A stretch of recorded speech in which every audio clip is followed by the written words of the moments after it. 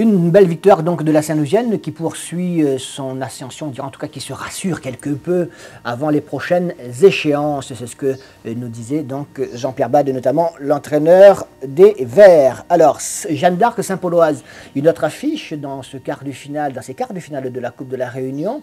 Derby de l'Ouest ou alors rencontre entre deux équipes qui se connaissent bien. Une Saint-Pauloise peut-être un petit peu atteinte psychologiquement ou alors physiquement après sa défaite du week-end dernier en finale de la Coupe de France face à la Tamponnaise.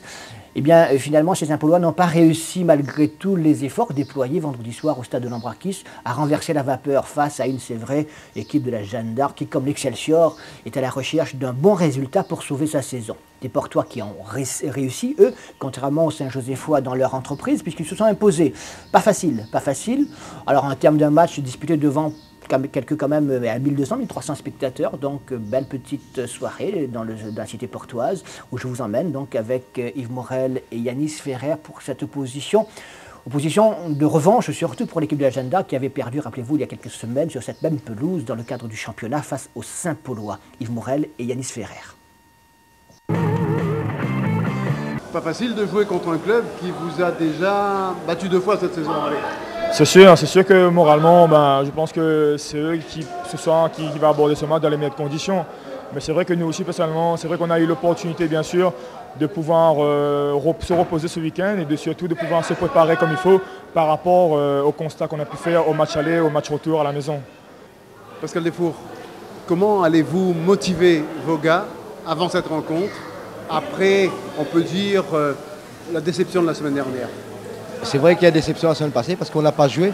C'était une finale de Coupe de France. On dit souvent, on l'a dit toute l'année que l'équipe est jeune. Mais Tampon a fait preuve de maturité. Ils ont bloqué derrière. Mais aujourd'hui, on va essayer de proposer autre chose.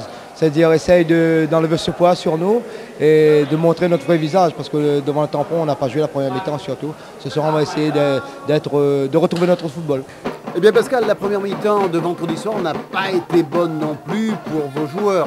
La preuve, c'est les Portois qui mènent le jeu avec Louise, avec un beau tir qui permet à Philippe Var de se mettre en évidence. Philippe Var qui a fait une saison tout à fait exceptionnelle à l'image du club Saint-Paulois.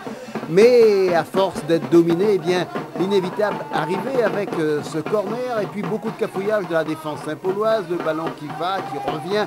Toujours est-il que Var fait encore une parade pas mal du tout, mais il relâche le ballon et la défense saint-pauloise est un peu laxiste. Mais regardez le meilleur. Le meilleur, c'est cette ouverture du pied de Solante et Solante qui trouve carrément la toile d'araignée dans la cage de Philippe Var. Un but comme ça, un des plus beaux de l'année pour nous, eh bien, on le revoit.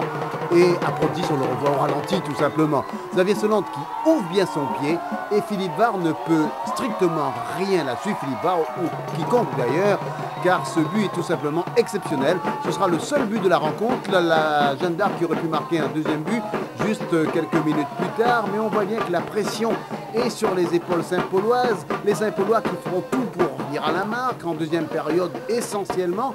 Et ce tir de la tête de Desfours, alors qu'on est encore en première période, est mal cadré et pas assez appuyé. 2 raisons pour que le ballon passe à côté. Et n'inquiète pas l'excellent Ledoyen, qui n'oublions pas, est quand même le gardien de la sélection de la Réunion. Et puis regardez ce coup franc de Jean-Jacques, l'arbitre M. Bossé lève la main, cela veut dire que le coup franc est indirect, donc si personne ne touche, il sera logiquement refusé.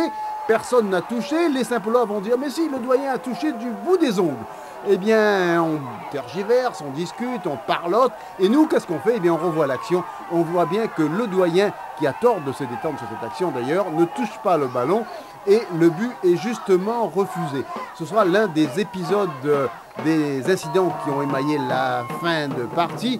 Willy Robert, qui a déjà écopé d'un carton jaune, va écoper d'un deuxième parce qu'il a dit quelques mots pas très gentils à l'arbitre. Monsieur Bossé qui a pris 5 minutes avant de lever son carton rouge. Les Saint-Paulois vont terminer à 10. Sportivement, et je crois que c'est sans ironie aucune, Willy Robert, très sympathique d'ailleurs, serre la main de l'arbitre. Les Portois auraient pu marquer un deuxième but, mais perdre 1-0, 10-0. En coupe, c'est pareil.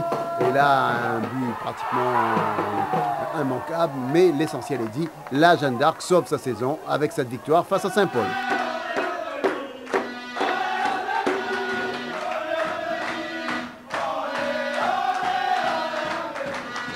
Xavier Solante, c'est la joie ce soir. Et puis on peut dire qu'on sauve un petit peu la saison là. Voilà, c'était le match de la saison. Comme on a très mal débuté.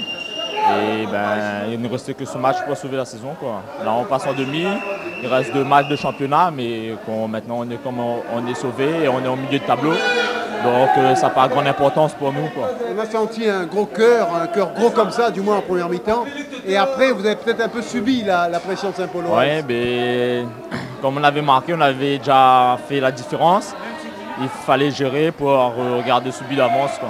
En fait, celui qui a marqué, c'est vous, non? Oui. Alors racontez-nous ce but plein de sang-froid. J'ai vu le ballon revenir, j'ai contrôlé, j'allais frapper en force. Mais quand j'ai regardé dans le but, j'ai vu le gardien qui était encore à l'opposé. J'ai mis de l'autre côté, quoi. Idriss Saïdou, la semaine dernière, 1-0. Ce soir, 1-0, mais toujours à votre désavantage. Quelle conclusion en tirer là? Apparemment, j'en conclus que ça a été difficile pour nous. On n'a pas su relever la tête. Ce soir, on a été mauvais. Le résultat importe peu. 1-0, 2-0, 3-0. Le résultat importe peu. C'est la défaite aujourd'hui avant tout. On a essayé de relever la tête. On n'était pas abattu mentalement, mais ça n'a pas marché ce soir face à une belle équipe de la Jeanne d'Arc.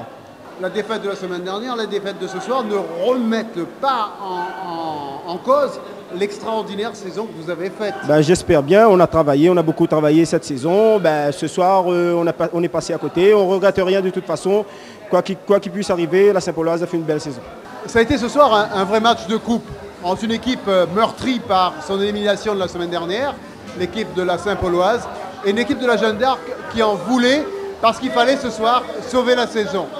La Jeanne l'a marqué en première mi-temps, a subi au cours de la deuxième période. Mais enfin, l'essentiel est là, la qualification. Et la Jeanne d'Arc, ce soir, sauve sa saison après une rencontre fort intéressante en 2 équipes qui ont donné leur meilleur football possible.